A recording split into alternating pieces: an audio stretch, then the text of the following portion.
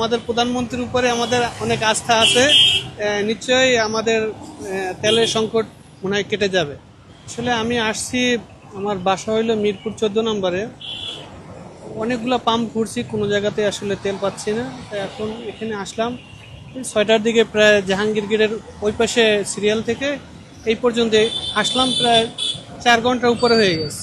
আসলে আমরা ধৈর্য ধরতে ধরতে মানে খুবই আসলে বিরক্ত হয়ে গেছি। তারপরেও যে এখন আশা করা যাচ্ছে যে হয়তো তেল পাবো আর কি আমরা।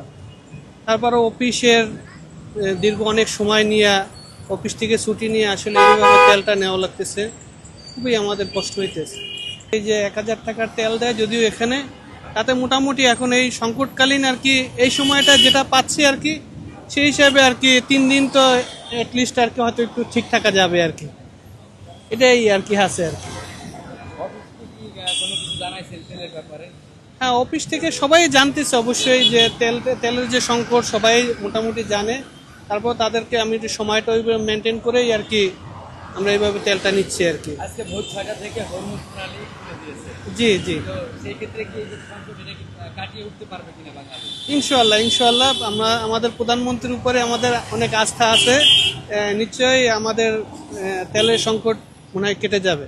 গতকালকে আমি কয়েকটা জায়গায় এক জায়গায় ছিলাম 1.5 ঘন্টা 2 ঘন্টা, পাম্পের মাথায় যায় বলে যে তেল শেষ, তো ফিরে আসতেছে। তো এখানে জানলাম যে এখানে মোটামুটি তেল পাওয়া যায়। লাইনে আসি এখন প্রায় 6:30 থেকে আসছি। বিরক্ত তো হইতেছে, কি করার আছে, করার নাই, কিছু বলার নাই। যুদ্ধের কারণে সব জায়গায় দাম বৃদ্ধি পাইছে ঠিক আছে, কিন্তু বাংলাদেশে তো যতটা শুনতেছি তেল আসতেছে, তো মানুষের মধ্যে একটা আতঙ্ক হয়েছে।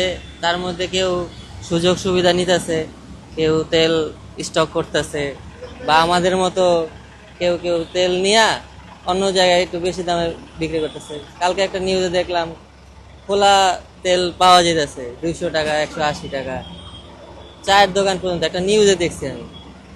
তো এরকম চললে তো এরকম সিরিয়ালে দাঁড়াইতে দিব না। আমি তেল খোলা বাজার খুঁজি না। দূর হবে, এখন কদ্দূর কি হয় এটা বলা যেতেছে না, কারণ মানুষের মধ্যে আতঙ্ক, বললাম যে ওই কারণে আর কি সমস্যা।